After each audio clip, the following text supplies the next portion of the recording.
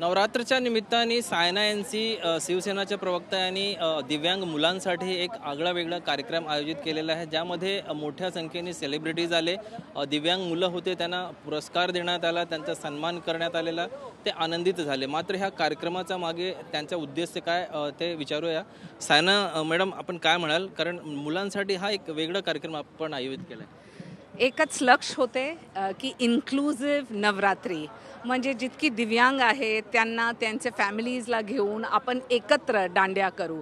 नेहमीच आम्ही बघतात की NGOज वेगळंच प्रोग्राम्स करतात। इकडे ओम क्रिएशन्स असो किंवा fellowship of physically handicap, giants welfare foundation आणि आमचे शिवसेनेचे कार्यकर्ते, आमचे नेते एकनाथजी शिंदे आणि डॉक्टर श्रीकांत शिंदेनी नेहमीच हे सांगितलं की लोकांना एकत्र घेऊन पुढे जा।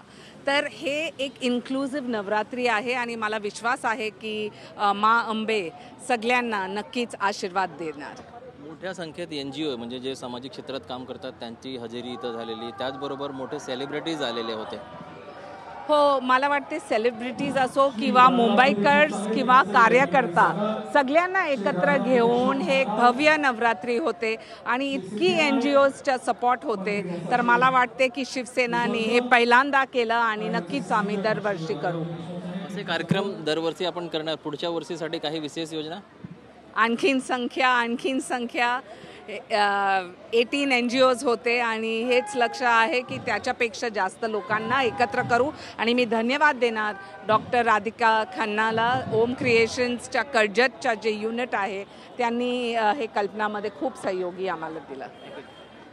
ह्या होत्या सायना यांचे मॅडम। त्यांचं असं म्हणणं आहे की दिव्यांग मुलांसाठी दरवर्षी त्या असेच कार्यक्रम आयोजित करत राहणार आणि ह्या असल्या कार्यक्रमामुळे दिव्यांग आहेत त्यांना एक वेगळं त्यांच्या मनामध्ये, त्यांच्या आयुष्यामध्ये एक वेगळं उत्साह संचार होणार। कॅमेरा पर्सन मोहनसह ब्रिजभान जयस्वार, TV9 मराठी।